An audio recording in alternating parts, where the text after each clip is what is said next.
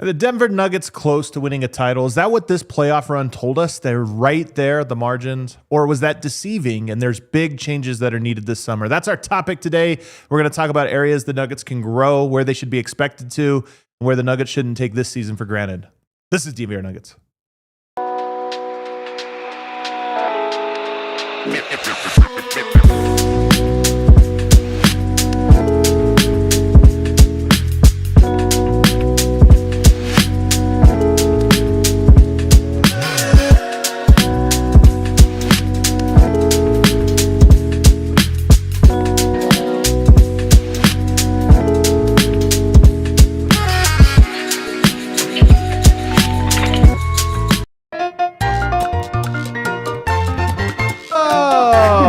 Look at this. Yep. Oh, that's him for sure. Congrats on being born. Congrats, D-Line. Happy birthday. You did it. Eric Weedham Line Co. Look at that. What is up, everybody? Welcome to the birthday party. Yeah. Here we are in the studio today with a man who continues to age. Is that D-Line Co. is here. See, that's literally all of us. That's right, guys. I'm now an age that feels bad to say. Don't say it then. Don't say it. It feels Don't like say it. it's like a disgusting number. Yeah. Ooh, I think I know what it is, but I'm not going to say it. It's just like it's like hard. It has hard edges. It sucks, dude. I know. Yeah. It does suck, man. But you know what? You wear it gracefully. Oh. D-Line has aged in the most inspirational way I've ever seen. I'm like, oh, you can just be yourself the whole time. That's awesome. You don't have to grow up at all. No, what I've done, my growing over the last 2 years is that I transitioned into a sweatpants guy. That's really all that happened. Yeah, it was a good move. It was a good move. Not gonna Super lie. comfortable, man. You look comfortable all the time. Brendan Votes here. What's up, guys? How's it going? I tell you that I walked to work today, but I scootered. It was great. Such a great day for scootering. Oh, you guys man. been outside?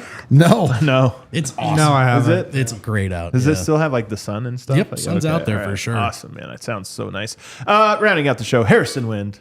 I'm just seeing the MVP got announced.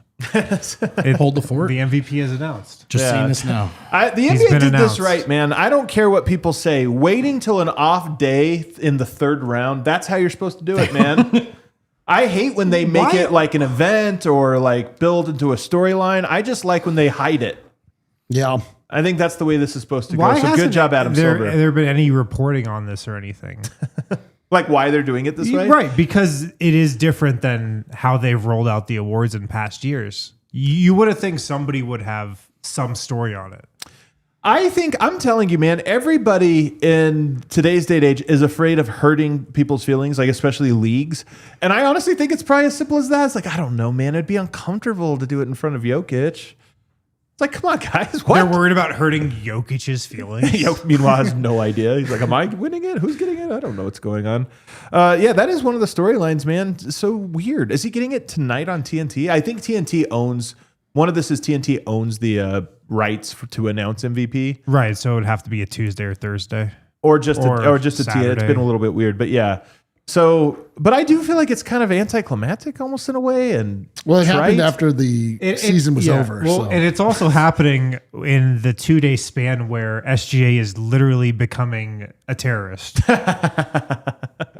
He is where his approval rating has never been lower.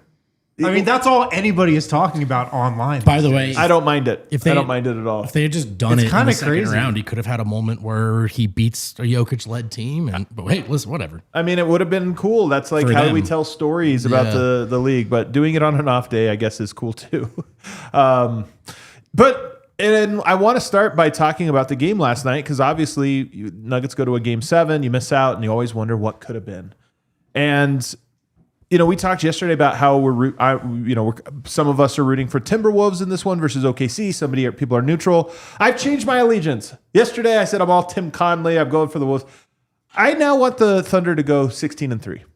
Yeah, to just wreck, just absolutely destroy every other Hold team in their every path. team to 88 points like they Yep. did last night. Because everyone's like, Jokic can't post up because people don't even believe that, but it just feels like something they can say. Right. Part of me goes, All right, so they haven't lost yet except for 3 times to Denver, and no one can score on them, and Jokic merely averaged 26, 12, and 8 against them. Also, or 6. everyone, let's just think for a second. Look at Julius Randle and Nikola Jokic and just ask yourself, is it really true that both of these guys are incapable of backing down a 6'5" guy, or is it maybe something else is happening?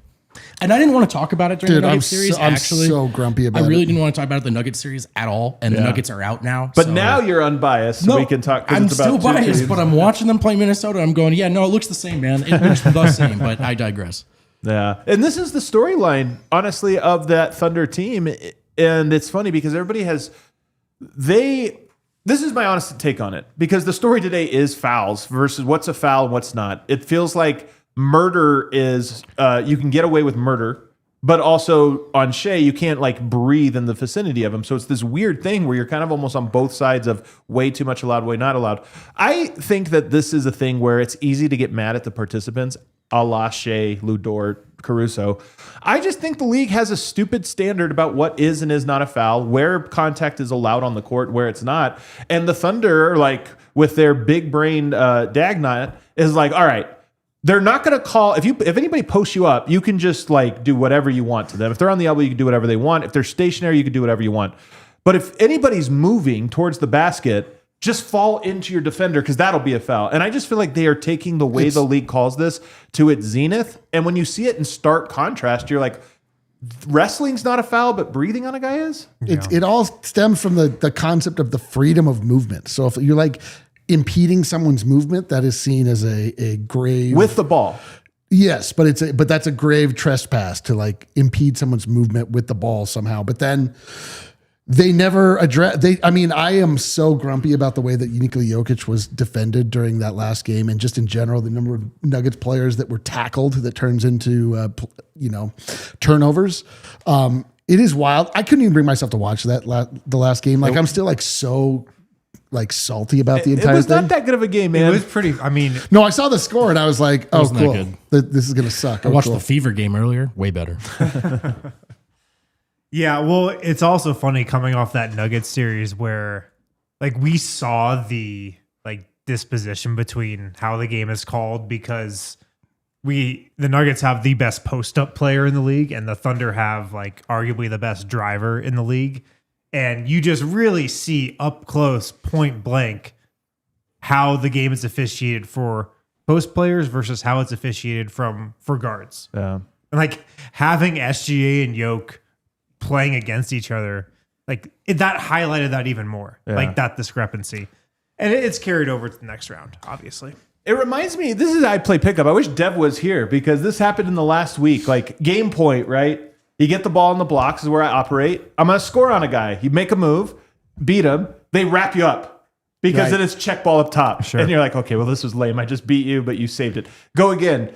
Wrap up. And you're like, wait, you're just not going to let a post happen. And I think the NBA almost operates that in a different way where you can wrestle like grizzly bears anywhere on the court so long as you're not the person with the ball is not moving towards the basket. And if Shea, and last night he had a handful of them, not like, I think he had 3 that were more egregious than anything where it's like driving to the basket, and like falls this. Or just he creates the contact. He creates a shove off and then gets a bump, kind of throws his arm to it and throws it up. And it's like, that's absolutely a foul. You have to call it. And you're like, man, they're playing football inside. They're literally wrestling each other. But that right there, and to be honest, the letter of the law says yes. I know. And that's all they're doing is they're looking. I mean, Dagnot has combed through the rule book. And he says, comb through the thread. He actually memorized it. He's memorized it. Yeah. And he's like, I know what to do here. But here's the problem with that is that they, more than one time over the past 2 years, have made a very like concerted effort to change what they're calling and what they're not calling. And it really comes down to what the NBA could fix this immediately. Just tell them, like we saw before going into the playoffs, like it's going to start to be more physical.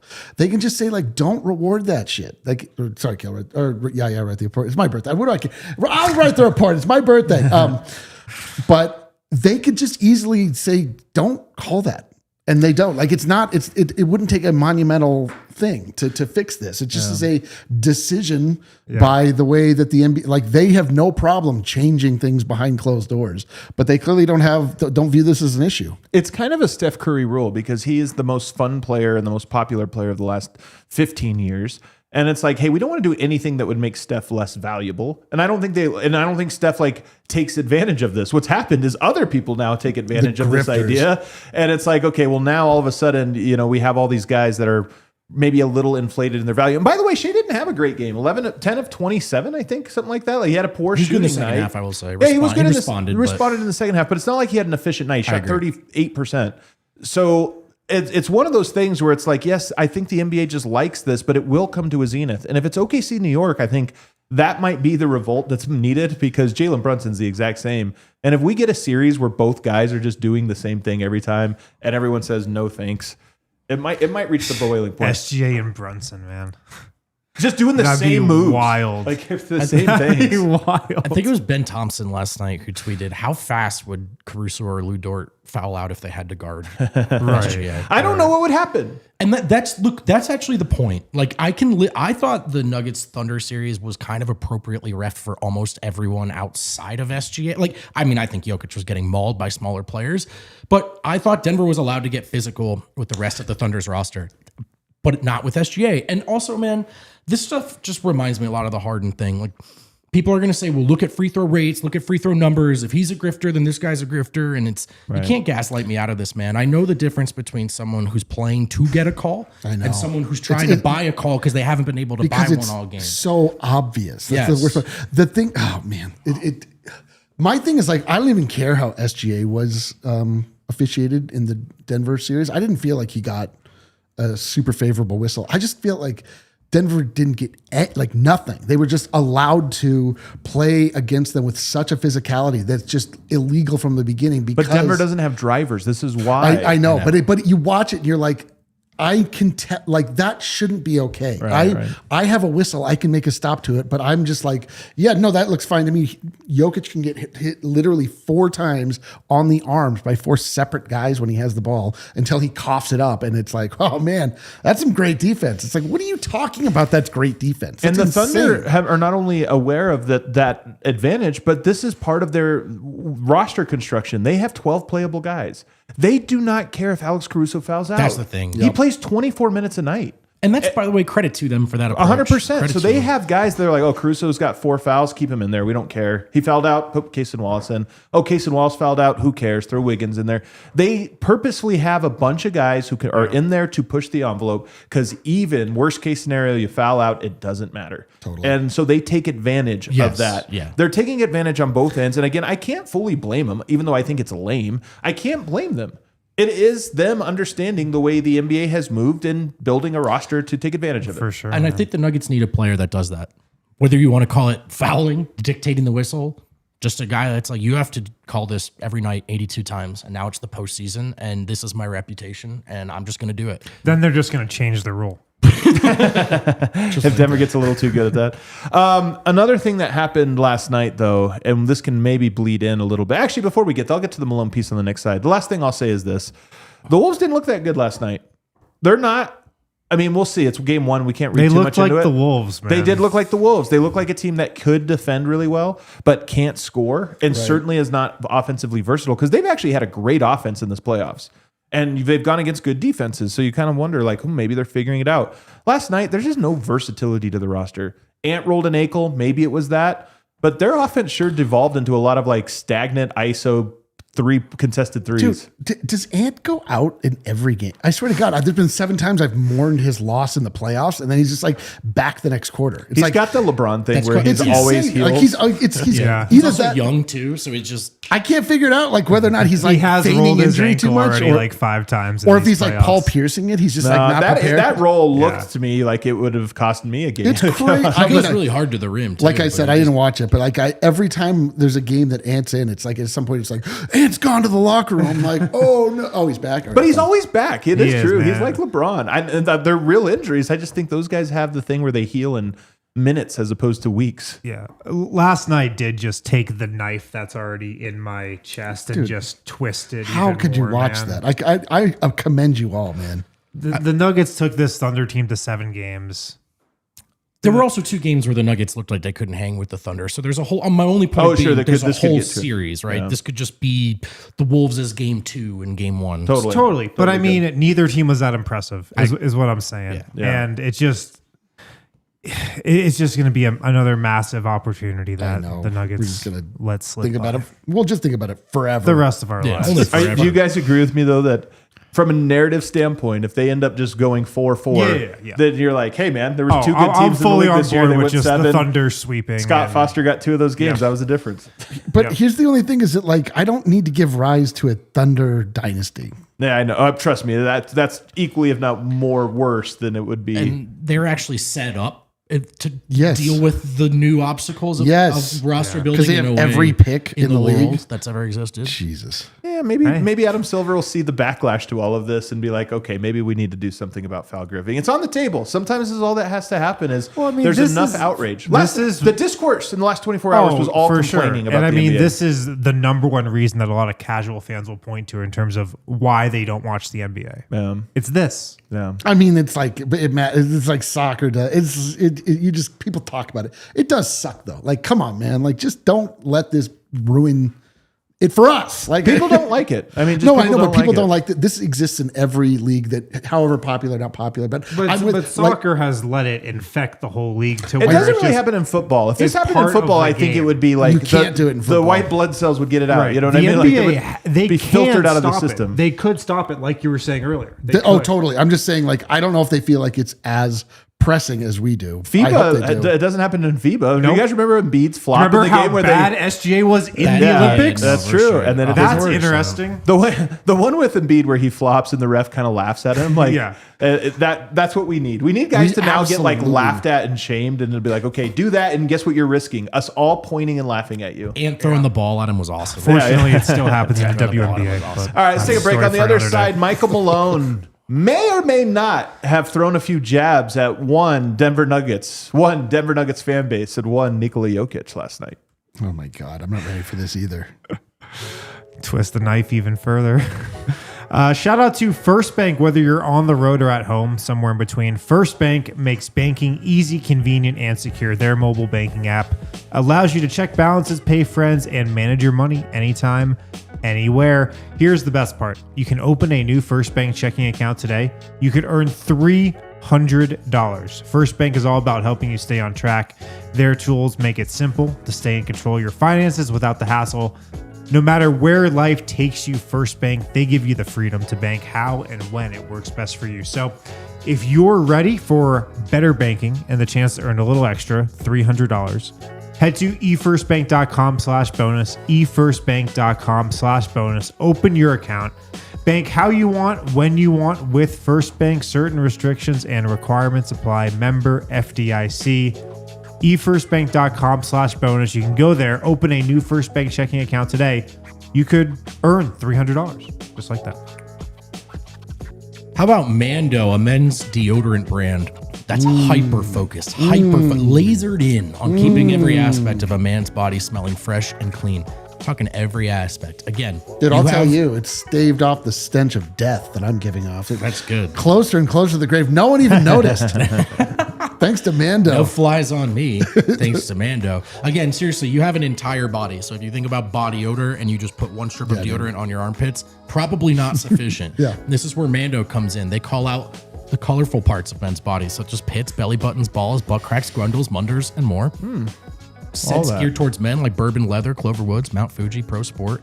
And they've got a great starter pack for you that's perfect for new customers. It comes with a solid stick deodorant, cream tube deodorant, 2 free products of your choice, and free shipping. As a special offer for our listeners, new customers get $5 off a starter pack with the exclusive code DNVR. That equates to over 40% off your starter pack. Again, use DNVR at shopmando, MANDO.com.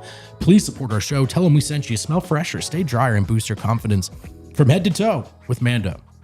All right, we are back here, and now we get to talk about Michael Malone joining the ESPN crew. And we all enjoyed when Michael Malone came over from Sacramento and for 10 years never stopped throwing jabs, including this year. Was it this year when he said no class, no balls? Yeah. I think that was this That year. was when the Kings fired Mike Brown. They fired Michael Malone 12 years ago. He still holds on to that. Like that, he is by nature a street fighter. That is his status quo. is that he is a guy that if you're on his side or you're on the other side, and when the moment you're on the other side, you're on the other side, and he's not afraid of it. So last night he had 3 comments that I thought stood out. The first one was when he said something in the early go about about SGA taking the MVP from Jokic. He had another. I didn't catch that one. It was in that? the pre. It was like his first comment in the lead into the before the game, not after. Not Nobody during the caught halftime. that then because that didn't blow up at all. Then he had one that was about the best fans in the world. He said that Thunder are here playing in front of the best fans in the world. And then he had the last one where he said SGA, that's why he's the MVP or something like that. Showed why he's the MVP. What's that? Showed why he's the MVP. And he was talking about the game that just happened. Yeah. So in my opinion, these are different things. Calling Jokic or calling SGA saying showed why he's the MVP to me is not that offensive on face value. That's an expression. When a guy's an MVP and they play well, you say that's why he's the MVP. It's not necessarily affirming. At the same time, I covered Michael Malone for 10 seasons. I don't know if he ever said a single sentence that he did not intend to. He is very good at speaking exactly what he thinks and feels. So I asked the panel, was that part shade at Nikola Jokic? I have a hard time imagining him throwing shade at Nikola Jokic. I have a very easy time imagining him throwing shade at the Denver Nuggets. I think it's still very fresh for him. I feel like if you always want to hear what the scorned party has to say, and this is his first time in any kind of limelight. So I feel like if I was him, I'd want to get a little jab in. I'd want to get a little something in here, there, or the other. I didn't watch this, as I've mentioned many times, which begs the question why I'm on this show. But I do feel like hearing that for the first time, didn't hurt me as much as I thought it would. I kind of get where he's coming from. He's trying to ingratiate himself to a national audience. So he wants to show he's not biased. He wants to mention to me, that's the fans part. It's you could just be the NBA fan, whatever. It's he's not saying you don't even mind the fan comment. Best fans in the world. I don't mind it. I kind of understand where he's coming from. That was the weirdest one to me, to be honest. I agree. That's the messier one. I didn't hear it, but I also think we can't. It was so early too. It was he got on there that was the first thing he wanted to get to. I just think he has to be trying to be objective. I get it. You just love Malone. Here's my thing, though. Malone is the most tenured coach in the history of the Denver Nuggets. He had 798 games. He's the winningest coach. It's not like the Nuggets did him dirty. He's literally lasted longer than every other coach in history. They did him dirty. They fired him with 3 games left in the season. They did. And they saved their season I with it. agree it was the right choice, but they also did him dirty. 2 things are Why true is that at once. dirty, though? Because they fired him with 3 games left in the season. But did he deserve to go? When he is the winningest head coach of all time who had just won them the title. But did he deserve to go? I think they made the right call. If I'm Malone, I feel scorned 10 out of 10 times. 1,000,000%. That's the thing. It's he was done dirty in that he didn't get to leave on his own terms after giving so much. No coach has ever left on their own. No, terms. You thought he might just retire? No, but understand. I don't have the locker room anymore. This is the psychology of a human being, not just the business angle of the NBA. Nobody gets to leave on their own terms. But he went out in a way that was a kind of disgraceful.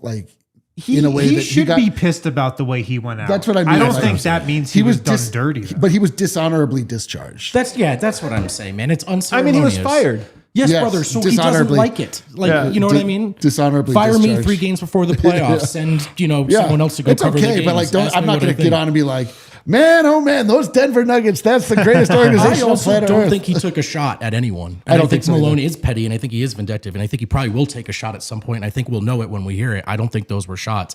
Quick follow-up question. Who just won the MVP? Jay. Right? SGA. So the MVP thing is just a factual statement. I watched the whole hit, man, and he gets 90 seconds for his stand-up to communicate a lot of stuff. Guess where 90% of his energy went to? Talking about defense. Go figure. All right. He made the most banal possible reference to SGA playing well. The easiest, most condensed crunch sentence you could say in a stand-up hit ever. And he showed why he's the MVP.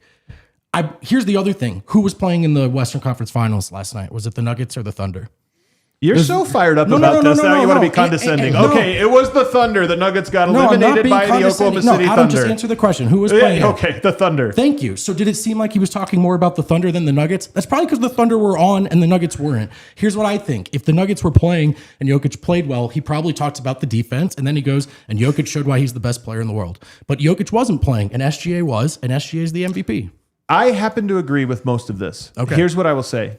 This is like the scene in The Wire where he has to tell him, if it's a lie, we fight on that lie. Because it doesn't matter what the truth is, it's what everybody thinks. And everybody on earth, not Nuggets fans, everybody on earth saw that as a shot at Jokic. And I agree with you that I'm like, I don't know, man. Everybody says when an MVP plays well, they say that's why he's the MVP. Yeah. But it doesn't matter because the streets now believe that he is mad at Jokic specifically. And now the conversation is, well, Jokic got him fired. Of course he's going to hate him.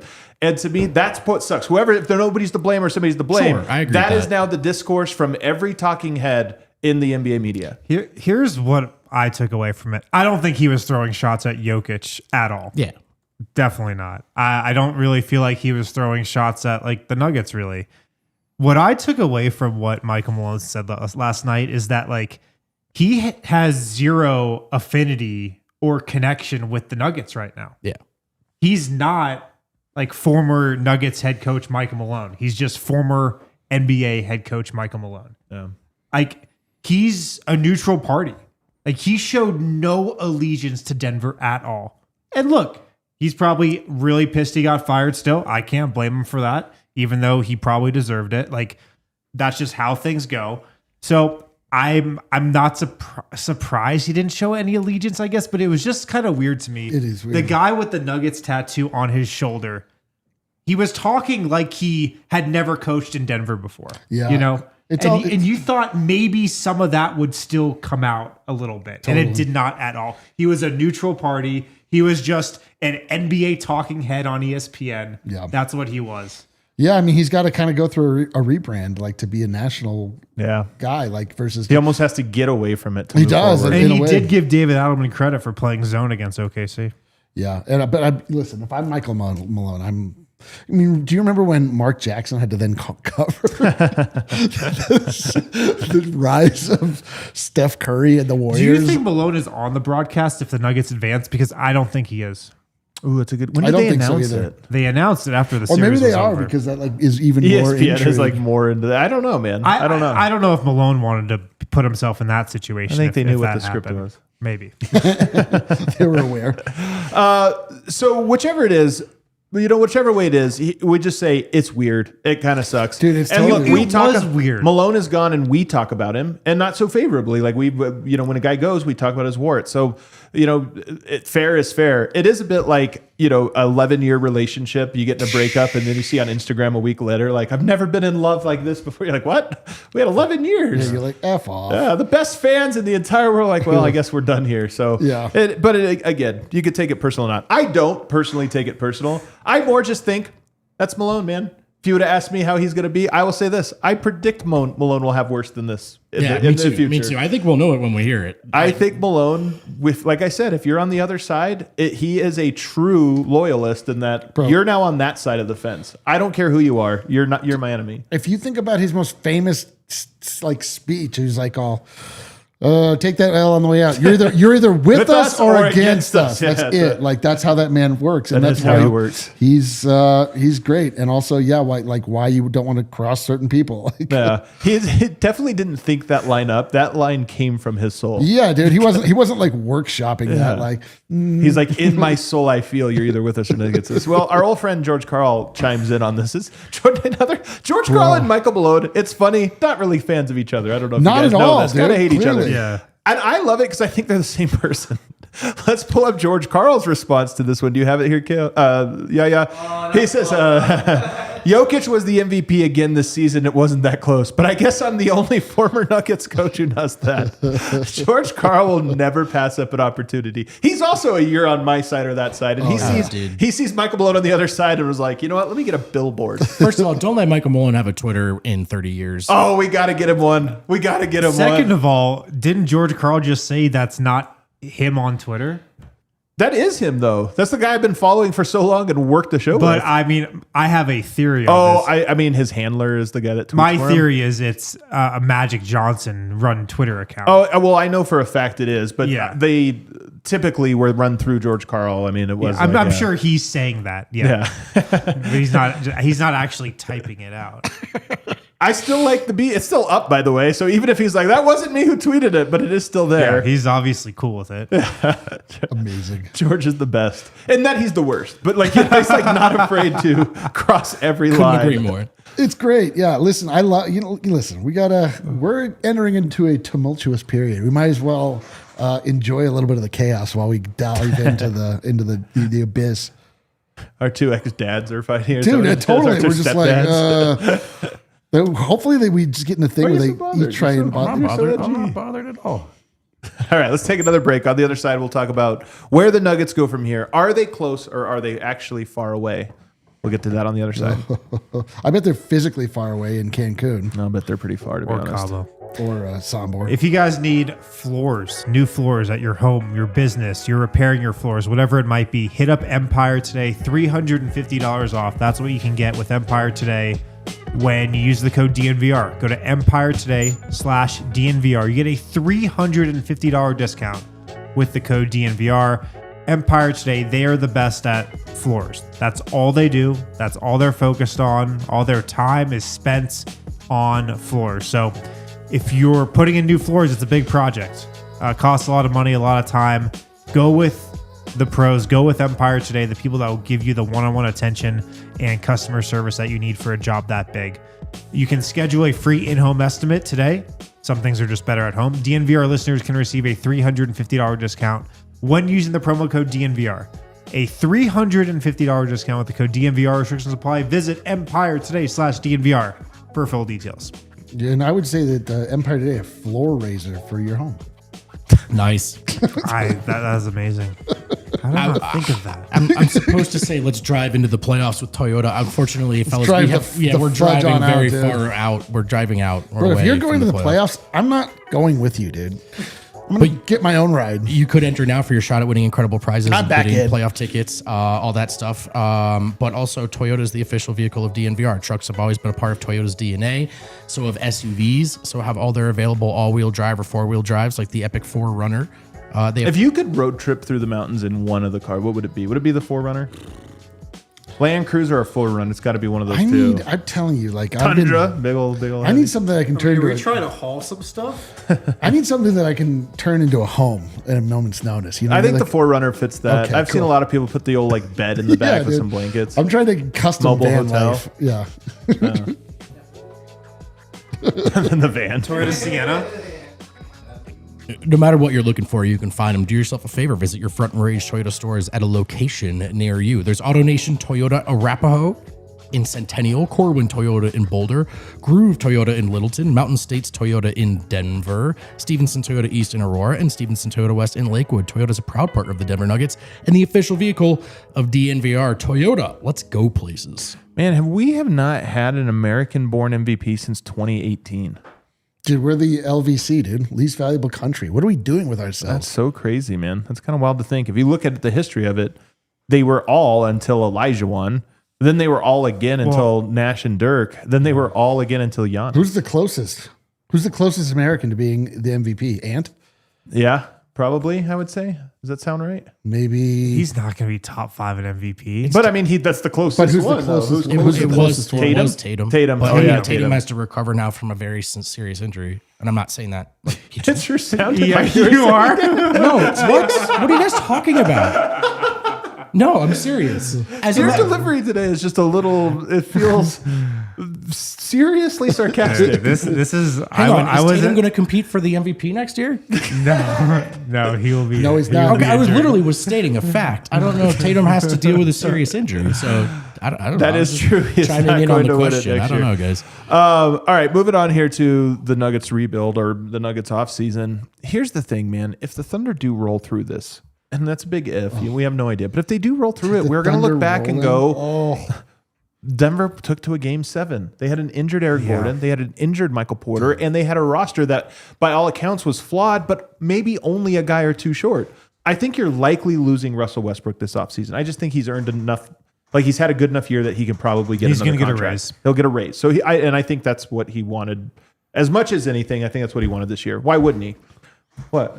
No, I was literally just answering the question. Like that was the least sarcastic, spicy thing I've ever said. Like you're like, and we know Tatum's not going to win the MVP. No. Well, yes, the answer was Tatum, and then something bad happened to him. I don't know. You are correct. You are correct. Okay. I didn't even, just to be clear, I didn't even really understand. You did get very mad. I think that's really what the point. That's all there is to it. But yes, we're not very close to an American-born.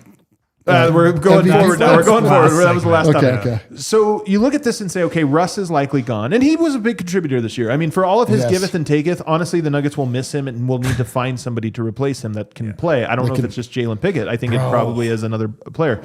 And then when you get to the playoffs, if you just run everybody back, you're still looking at either Julian Strawther becoming a legitimate playoff player, not like some guy, sometimes this legitimate, and still at least one, if not two other players on your roster. So the Nuggets have to do at least a little work. But is that it? Is everything else fine and we're just overreacting? I'm so conflicted on this. I'm so goddamn conflicted because I feel like in my heart of hearts, the Nuggets had enough to get over the Thunder. I do think they just didn't do it. Yeah, they just didn't do it. They didn't do it. I feel like they mismanaged 2 straight games. They mismanaged the fourth quarter, which ultimately led them to bungling and losing those leads. Thunder made some great shots. They stepped up when it mattered. Yes, nothing to. I'm not trying to be petty or just homeristic here. I think legitimately the Nuggets had enough to get over the Thunder. They just didn't, for one reason or another. And so it puts you into a weird place where you're like, oh man, okay. So here's the truth of the Denver Nuggets: is they are built around Nikola Jokic, and theoretically, you can build any kind of team around Nikola Jokic, which should compete. I'm just terrified about the Bucks. I'm freaked out about the Bucks. I'm very nervous. They too thought that they were close. Yes, they went stridently into these 2 off seasons thinking we have the best player in the world from our point of view. All we need to do is surround him with some shooting or something so it will free up the middle. We'll get Damian Lillard. Wow, what a great fix. That'll be a perfect 2-man game. And there's just things like the chemistry is just something you can't count on happening ever. Even if you meet a person and they're jovial and they get along with one another, you don't quite know what it's going to look like when things start to fracture. Like if that's a real relationship and people can honestly trust one another. I am kind of the opinion that I would like them to largely run it back, but just like get a couple, like to play the vet wire a little bit more, not a little bit more, a lot more intensely, and look for the guy to be. And I'm hoping this is the greatest part, is that we don't know what kind of GM we're getting in here. We've had different styles of GM. We've had Tim, the drafting guru. We've not had I guess Masai Ujiri was the wheeler and the dealer. We've had the phone GM versus the relationship GM versus the scouting GM. And I don't the philosophy of the next GM terrifies me. I'm hoping it's a guy that can find the gems in the rough, the diamonds in the rough, the guys that maybe didn't get the right situation that would work here and can bring them in. But I'm terrified, man. I gotta know who's at the helm. I just gotta know. Yeah. All right. Here's my take. They took the Thunder to 7 games with Michael Porter Jr., who only had 3 working limbs, and Aaron Gordon, and neither of them were arms. In Game 7, had 1 working leg. Terrible. And by that logic, yes, they're really close, because if they beat the Thunder, I think they go on to win the championship. I just do. They would have been really tired. They would have been really worn out. I just think they beat Minnesota, and they beat whoever comes out of the East. By looking at it that way, yes, they're right there. They don't need to shake it up. I think, though, if a big move is on the table, if a Michael Porter Jr. trade is on the table that gives you more depth, I think that's something you absolutely do. I don't think it's going to be on the table. So I think they generally do run it back, and then, like you said, add a couple depth pieces. which is probably the compromise here. So, I mean, I don't think it's as open and shut as, they run it back and they just add a couple things around the edges. I think they should look to make a significant move. A significant move to me is like of your top 6 players. I'll throw Peyton Watson into this. That to me all feels significant. Yeah. I think they should look to make a significant move. I think it's true that depth and injuries robbed them of a chance to win 2 consecutive second round series, but I don't think you can look at that as just happenstance. Like, I think we have to think of it as a symptom of a problem, which is the roster construction and how the perspective on each contract has changed as the CBA has switched over. So to be clearer in what I'm saying, yes, they just need a little bit of depth. Can they just add a little bit of depth? Is that even something that's available to them? Yeah, like no picks, man. You know, you're working with exceptions. They've gotten those wrong.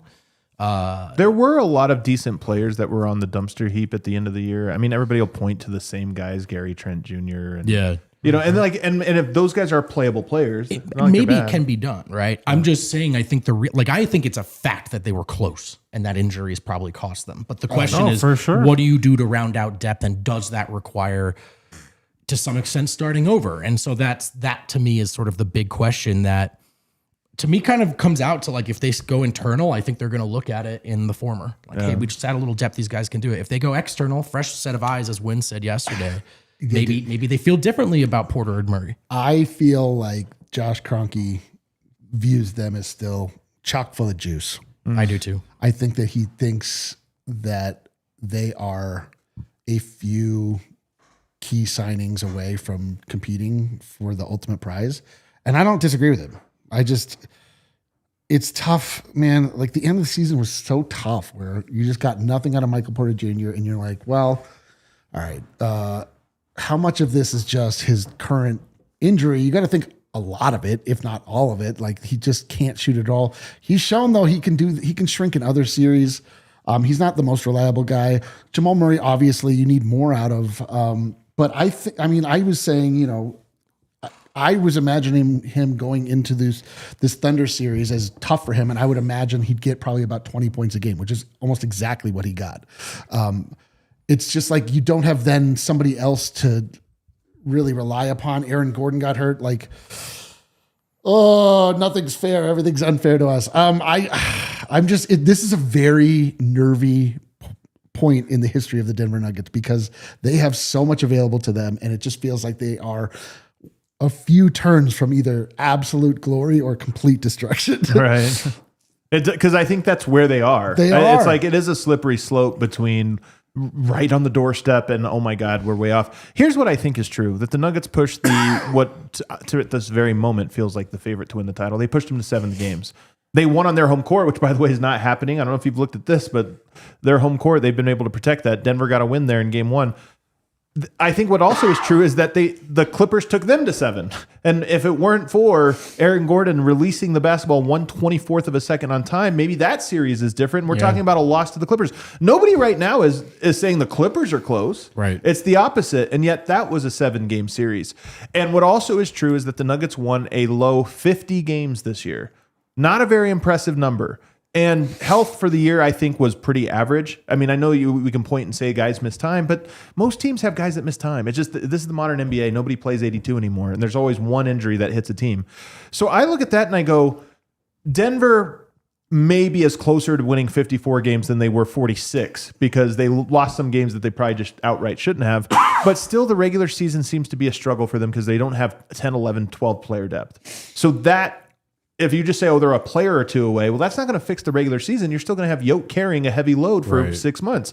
And then if you say, well, they beat the Clippers, but it took 7 games, that might be part of why they lost to the Thunder, is they went 7, turned around and went a whole nother 7. Maybe if they get that one done in 5, it doesn't happen.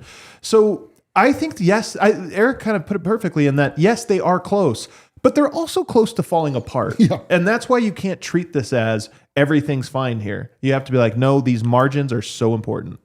The number one thing you need is depth. That's the number one goal of this offseason, to have a longer bench, to have a longer rotation, specifically during the regular season. Yoke had a quote after they lost in Game 7 that said, it seems like the teams that have longer rotations, longer bench are the ones who are winning. And he specifically shouted out Oklahoma City and Indiana. Yeah. Both of whom have deep benches. They play all their guys in the regular season and the playoffs. So, and it's one thing we don't know about David Adelman. He did not do this in the playoffs, but it's also one thing to spend the whole year doing this. And it's another thing to be like, well, we haven't played Zeke Naji all year. Let's throw him into a playoffs. That's what Jokic said. He said, opening up the bench right now isn't really, we've been playing 6 guys for 2 months. It's not fair to the person. Right. Like, it's actually a miracle that Julian Strawther stepped up in game 6. Yeah. Yep. And the way he looked in game 7, Yeah. I don't hold against him. I mean, you can't just, it's like if Dario Saric was going to come off the shelf and play, you think he's going to look good? No. So, but that's, Aaron Gordon said, let's see DA get a whole training camp, a whole offseason, implement his philosophy, start from scratch. Maybe it looks different. So that I just think is the number one thing they're going to do.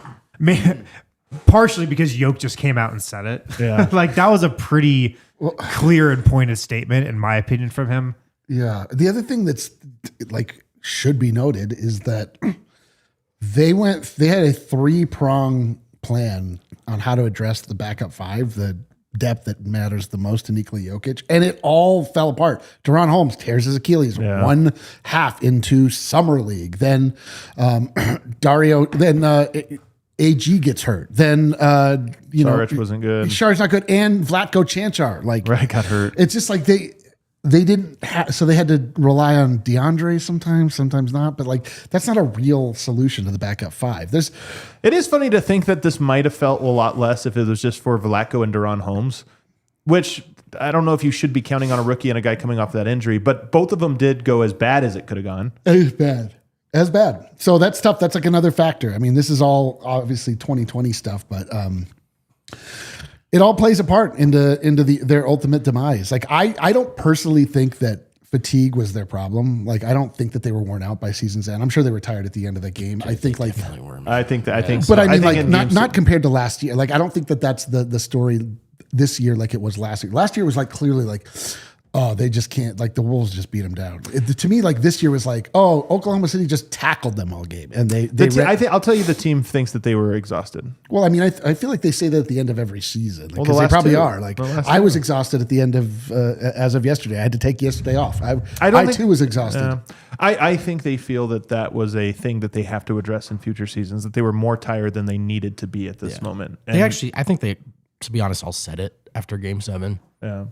And even privately, people have said like, man, team was gassed. And this is why, like last year, it's like, well, do you think they could have turned around and beat Minnesota? And just like last year, Dallas. They're like, I don't know. Well, last year was Dallas. This year it's Minnesota. And it's like, I don't know, man. Like we're better than them, but I just don't know if there was enough in the tank even going forward because the team was to me, so that sucks though. That's like, bro, what's up with these guys? Like they keep running out of gas. They're like under. They're 30. playing really intense games every other day because it takes them so But so long. is the Thunder. So are other like No, the Thunder had a more week off. guys. The I Thunder, mean, you guys are fine with it. To me, it's like when I Thunder hear that have more guys, the though, right? second, third season in a row, I'm like, Well, here's also what I it hate was. it. I hate D-Line. hearing Here's it. I also hate what it. it was. Nikola Jokic averaged 37 minutes per game this season. Yeah, most That's ever. a career high by 3 minutes. The previous career high was 34 and a half. And the plan was to get him rest this Jamal year. Murray averaged 36 minutes a game. That's a career high as well. It's the most he's played since before he tore his ACL. So I think that it wasn't the playoffs, I don't think. I think it was the regular season. and I think in the mini one, to me, Eric, because I was with you, I didn't want to hear it after that because they blew a 20-point lead at home in game 7. So it's like, I'm sure you were tired. Find a way to win that game. But I do think the point is like, okay, maybe them being tired isn't just like a mental weakness thing, because I think they showed a lot of mental toughness this year. It's a symptom of a 2-year running problem of like they only can play so many guys. Plus, this NBA is not the old NBA. This is why there's so many injuries. Statistically, more injuries than any time. It is a more spread out game. It requires more like lateral movements and closeouts and things. So it's a more exhausting game. And I don't mean this to denigrate the old NBA. If you go back and watch 2008, Lakers Celtics, there's just a lot of standing around. Like it's like a very condensed game, and there's not a lot of like close out in one corner, run to the other. So the game's just evolved in ways The that pace can't. is played out is I agree. crazy. I agree, but also like coming down the stretch, they didn't exert any effort. They lost a bunch of games. They sat Also Jokic. true. They sat like Also true. We were lauding them for not going balls to the wall down the stretch. And you're telling me they still got too tired at the end of the second round? Like, I don't really buy it, honestly. Like, they didn't look like they were just tired to me. Like, coming out of game 6, I wasn't like, man, these guys are gassed. Coming after the last game, I was like, yeah, dude, like that sucks. Like, if those guys are telling me like they were too tired to continue, like I'm like, I don't know if I have faith in this squad. I will say they didn't say that. I just think one lesson they learned from last year is they weren't like, no, we were too tired and that's an excuse. What they said explicitly was, we need more depth next year. Yeah. And I just think that's true. I don't think it's fair because like even if one other thing that was interesting about last night's game, I feel you too. Guess who plays? Isaiah Joe and Kenrich Williams, real meaningful minutes. Kenrich Williams was plus 19. Can't believe they dusted Not off only Kenrich. again because they have the depth to be like, what series is this? Okay, we don't need Wiggins as much. We need Kenrich, and that is a luxury. Like Denver had the same guys no matter who you were going against, and that was part of the problem. They didn't have a shooting option or an offensive or a fast option or a long option. They had 7 guys, and they're like every matchup where have the same rotation, same 7 guys. And I think that's one of the things that just becomes underrated. So when we get back to the depth or to the question about how close are you, the core guys are the big question. And the tough one for me is, I think Yoke's the right guy, AG's the right guy, no questions asked. I think Jamal's the right guy. He's just frustrating because he has never committed the way that I think they need. Maybe that happens this year. New head coach. This is not the coach that raised you. This is a new guy, a new GM. This isn't the GM that drafted you or had anything to do with it. It's a new guy. And so maybe there's a new pressure. But again, I'm kind of over the part of saying maybe for Jamal. Once it happens, I'll believe it. Yeah. But maybe it happens. Christian Brown will be better next year. Michael Porter, and then you go to Peyton Watson. Those are the two to me where I go, I just don't know. Michael Porter, when he's on, there's nobody better for Denver. He makes his shots. He's long. He does all this stuff. But when he's off, and it isn't this year, the 2 series, because he did get hurt early in the playoffs, but he's also had other series where he's contributed in tangible ways, but hasn't made his shots. And that's the part you look at and say, is that just the nature of a shooter role? Or is that a guy that it's tough to continue to like say we're going to invest in? I think you could sell yourself on the former if you weren't dealing with legitimate red flags all over the place with his body. It's just he's pretty deep into this now, and 3 back surgeries and nerve damage, and then he had a shoulder strain because of the one time he ever dove on the floor in his entire career, because he shouldn't be diving on the floor because of his back. In my heart of hearts, do I believe healthy Mike, even with the fluctuations, could have helped them this year? 100 million %. Right. Absolutely. I think they win that series. But I'm also the same way you said you're tired of saying maybe with Jamal. I'm kind of tired of saying if with Mike. I believe in who Mike could have been and once was. But I see the writing on the wall. I just think the physical decline right now. I'm not saying you have to trade him. I'm just saying like it's easier to respect Mike than it is to trust him right now. And I think that's just something to consider going forward. Like the injury was so unfortunate because it feels like very difficult to gauge where he is. Because it's like not just the normal attrition of 3 back surgeries and all of the just wearing down naturally, being stiffer than you should be, all that stuff. It's like in the playoffs, it was like, his rotator cuff was torn. Like, so that's a bad thing for a shooter. So I don't know how to evaluate this. And frankly, if you're looking to trade him, you can't pick a worse time. Like his value could not be worse than it is right now. So it's a rough spot to be in for sure. If you look at him over the last couple of years in the playoffs, if we just go back to 2023, and then I'll go through all of them, 16 points in the first round, 42% 3-point shooting. Nailed it. Hey, that's what you want from Mike. Next round, 13 points a game, 38%. Nailed it. Again, 42, 38. That's just shooter's roll on a small sample size. Next one, 15 points a game, 42%. Nailed it again. You get to the finals. We all know 9.6 points, 14%. Just couldn't throw the ball in, but they win. So we're not going to complain.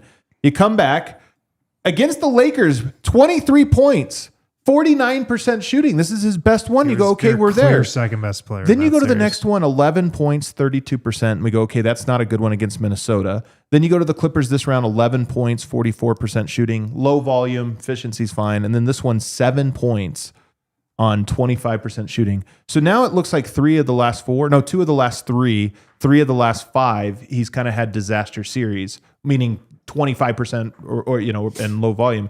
So 3 of 5 is like a tough trend. It's not just the injuries, although 2 of those 3 are injury. He is injured, but it does kind of make you think like, all right, it's so inconsistent that now if you go into any series, you're like, are we getting 16 or are we getting 9? Yeah. And I mean, there are just other reasons why he'd be the guy to move, I think. You want to get better defensively. He's gotten worse defensively these last couple of years after I feel like he was getting better like leading into and during the championship run. Like I feel like his defense has gotten worse. You would like somebody who can handle the ball a little better, I feel like, in that spot. Sure. And I also think you look at it from this perspective, and we were talking about this at the trade deadline. It's why those packages that were never probably real look so enticing. The trade him for 2 guys, and you can rebuild your depth a little bit that way.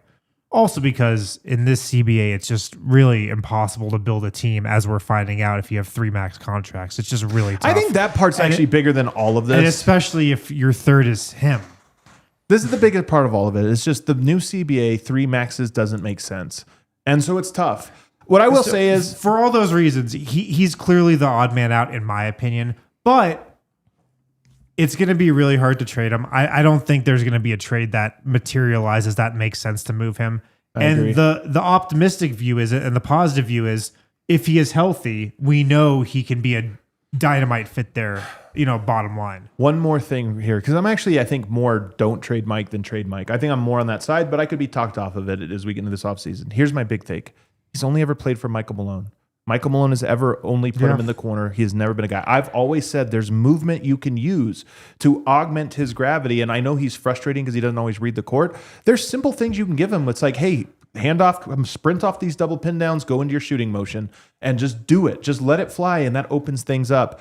And I hope if it's Adelman or whoever else comes in, if Michael Porter's still here, Mike is not in the same role he's been in for 9 years. I hope that there's a slight change to it because I actually think just sticking him in the corner does not maximize what he brings. Right. And that is the hope as well. Adelman can diversify the offense a little bit, change things up from, the structure they've had, which has been a good structure. I think it can be better though. And I think we saw, specifically in those regular season games, how Adelman can kind of open things up and change things up. And again, man, like if Mike is here again, it's not like it's a bad thing necessarily. Won a title. They won a title. They win 50 plus games. The starting lineup is incredible. So Been durable for the last, I don't know how many seasons. the Nuggets, if they run it back, are going to be really good again. Like there's little doubt in my mind. I just think there are ways to get better. I think that's fair. I think it's totally fair. The last thing before we get out of here, because I want to save the young guys for the next year, but let's just go with the core 4. Well, that's not what I said, Jay Kerr, but Let's go with the the core 4 here. Is Jokic going to be better, worse, or about the same next year? about the same. About the same. This is what we say every year. I know. It's either about the then same or he's better. just better. I don't think it's hard to imagine better. Honestly, he shouldn't be better because if he is, it's a problem. Well, maybe he'll have an MVP caliber. What if season. he shoots just like 70% on like 5 fewer shots per game? I mean, there's always that chance, but I think you're right. About the same. Like we know what we get He from Jokic. really at this low point. key improved in so many different areas this year. Dude, it's his best 3-point season. shooting? He's won 3 MVPs. This was his some best people season. say it was the greatest individual season ever. Aaron Gordon had himself a rough year this year. I think it's Yeah. disguised by how good he was in the playoffs, but I think there's a chance that he is actually better in the regular season. I don't think better in the playoffs, though. I mean, he was phenomenal. But you hope that he's a little more healthy. He was in and out of the lineup all year. He last had a year, bad this year, bad regular bad season. year. I mean, aside didn't from his play. shooting. So slightly better. You're right. The shooting was so great. So maybe actually that's worse. That regresses. But I believe in the shooting. I'll say about the same. If you go to Michael Porter, better or worse, or about the same. You gotta think he'll have a better year. Michael Porter? Oh, regular season? Yeah, I'm more just talking like Yeah, regular. be he was honest, man. he was pretty much himself in the regular season. I don't know if Mike might be getting worse and worse as a shooter at this point. Something wrong with his body, just where it's not the It's shot's not just as easy. Yeah, just the guy was once a monster. It's hard to remember now, and he has moved worse and worse every year since. This then. one feels all three feel possible, but I think about the same. And then if you said Jamal Murray, I don't think he'll be worse. I would say about the same or he better. will be exactly the same. but probably about And the that's same. not the worst So your thing in the core world. Jamal Murray four- will score 20 points a game. Yeah. So Have you looked at Jamal Murray's stats the last 3 years? I mean, they're It's per exact 36. It's like literally the It's exact same crazy. numbers. It's actually wild. Here's my point. I think the Nuggets will be about the same for their core 4 guys. So it really just comes down to what about the next guys? Can they build a better next 4 than they had this year? Very possible. Not easy. It's not going to be a slam dunk. I don't think they're going to win the offseason. I don't think you're getting Kevin Durant and Giannis or any of that stuff, but you could get just the right guys. Bruce Brown was on the dumpster pile. You could get just in the right guys. Bruce Brown was on the dumpster pile when they got him, and nobody was like, it wasn't front page, it wasn't anything. I don't even know if Shams tweeted it when it happened. I think it just happened. So it's one of those things where I just am not this doomer where I feel the Nuggets can't add anyone that's in a rotation. Yes, you can. You got to be smart about it, and you got to find them. Yep. And unfortunately, you're going to carry some dead weight because there are some long-term contracts. And hopefully, if you're on Fast Channel, check us out on the internet. We go to overtime. Hopefully, Duran Holmes turns into a player. That could be one. I think it's tough to count on a rookie to be. It is, but it's not. I mean, it's like tomorrow. Let's talk about what we expect from our young guys because Christian, even I think you can say, is he actually better next year? Like, is he going to get outside the box a little? We'll get into that stuff.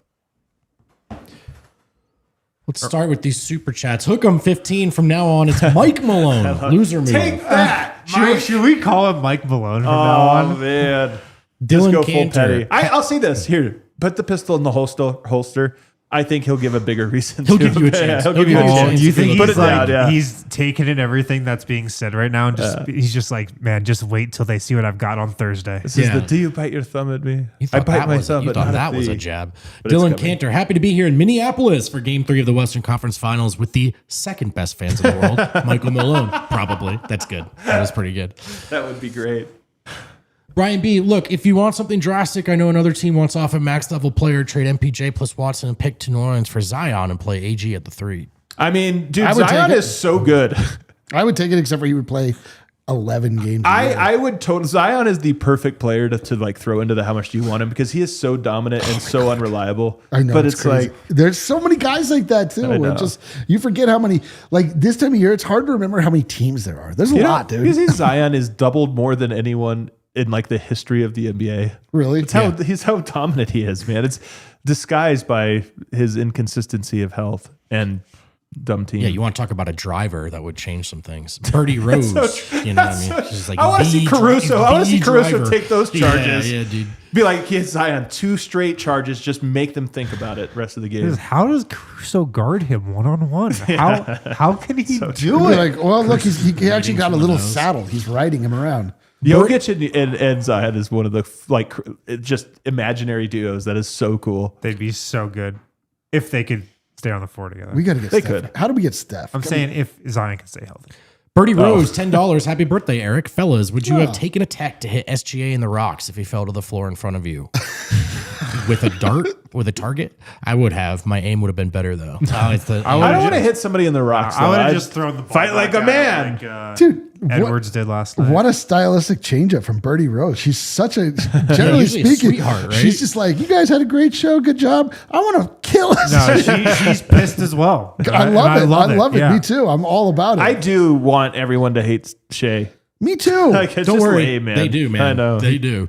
Diz, big trades, easier said than done when sadly we're in a situation where Project BS, relying on young guys' development, might be the idea going forward. There's always Cal's thing is you might lose a year or two, but it's going to come eventually. Oh, God. He's gone now. As long as it comes eventually. Everlasting wave. In my opinion, the league got better and the Nuggets style of play remained fairly stagnant. Everything shouldn't always have to be run through Jokic. By the way, what do you guys think of Lowry Markkanen? I mean, Markkanen is amazing. He's a good player, man. He would be a The phenomenal. 76ers were talking about trading the number 3 overall pick. Man. And that might not even get them Markkanen. Man, shouldn't. Markkanen's too a sure thing. Max Linus, Wind, have you been saying Hartenstein's name wrong on purpose? I love the show. Go Nugs. Is it Hartenstein? I can't remember. I thought it was Hartenstein. Oh, Hartenstein? let me clear this up. We don't care. Well, how was I saying it? I don't even know. We only care when I people think I say mispronounce Jokic. Hartenstein. All right. Well, Macacrew, $10. If Mike was still the coach, how far Nuggets would make it through the playoffs? That's the thing the most is I think he was trying to get more real guys on the team to help Jokic, and it turned toxic. They wouldn't make the playoffs. They probably would have probably been the plan. They wouldn't have made the playoffs. It was Malone going real cooked, bad man. at It the was end of going the year. bad. That said, if the motivation was all there, and I think if he was coaching Game 7, they win. But I don't know when. I shouldn't say Wow. that. No, I shouldn't say That's that. a The series, take. not Game 7, because they got blown out in Game 7. The ones they lost, Games 4. They and would have won one of those Games games. 4 and 5. But they also wouldn't. They also wouldn't have been there. They also wouldn't have been there. So it was the right call. Ryan B. AG's nickname section on Basketball Reference. Oh, does it say- Mr. Nugget. Do we Is have a it Mr. on- Nugget? is it on there? Oh, let's go. That would be incredible. I'm sure it is. That's Mr. Nugget. Oh my Air Gordon, God. Mr. Nugget. Hell yeah. That's so good. That actually is awesome. Matt Carew, need a true backup center power forward this year. Tale as old as time. Mr. Exquisite Nugget, Shea MVP, yay, not. And get Bruce Brown, a nice hat vote. iNugs, the offseason should be fun. Shout out DNVR crew. Thanks, Always brother. fun, man. Ben Mack, is there an actual path with trades? What would the player options actually be? Do we have the assets to bring Bruce back? I don't understand the CBA. Dude, I'm telling you, I love Bruce Brown. If you can get him back, I'm all for it because I love Brucey B. He knows the culture. But this is my whole point. You can find another Brucey B. He was available 2 days into free agency. There's another man. Bruce Brown. It's Gary out Trent there maybe this could have been year. that guy. I didn't like Gary Trent at the time, but I do look at it now and go, just get these guys in the Talk about a system, shooter, man. Talking about a shooter. No kidding. Cedric, exquisite. No Eric, no Adam, no Michael Malone, no Wind. Nuggets That's right, fans there is over no OKC. Michael Malone. Yeah. Nash Sweden, fans attached to MPJ and Maul, but Joker needs a better team. RP43, excuse me, RP43 got cooked last super chat. Need to redeem myself. Jokic hasn't peaked yet as a player. Greatly improved 3-point shot and steals. Jamal Murray, MPJ, AG. Big negative is health. I mean, we have been wrong about Yoke getting better for like 3 years in a row. Next year would blow my mind if he's better. Only because like how much is left? What's left? Leadership maybe, but that's an intangible. He's thing. already getting there though. I feel agree, like he though. kind of he had finished that. this year adding it. Yeah. I completely agree. King Joseph with Russ Lowe contract. Do you keep him? It's up to him, man, not Denver. Oh, I can't do it another year. I can't. He will. I would take him. I hate myself. I don't know what I would do. Get some shooters though to go around him. Everybody, thanks for tuning in to a little Hump Day edition DNVR Hump Day. Nuggets podcast. We got more, and there's still so much to break down. I think So many more tomorrow Hump Days. we'll look at Peyton Watson, Christian Brown. Peyton Watson, talk about polarizing, man. Loved or hated. Holy There's not a lot of people that are like wait and see on P Watt. They Polar feel- Watson. What, should we run back our show after game 5? Was he really low then or really high? I can't remember. either. The game he and Strother were really good. Oh, okay. right, There right. you go. We're going to talk about that as well as the other young guys and just say, where is their improvement? Julian Strother, man, is that guy going to get better? And next year it's just like, oh, yeah, he's a good player. We'll talk about all that tomorrow. See you. We all silly like the mayor.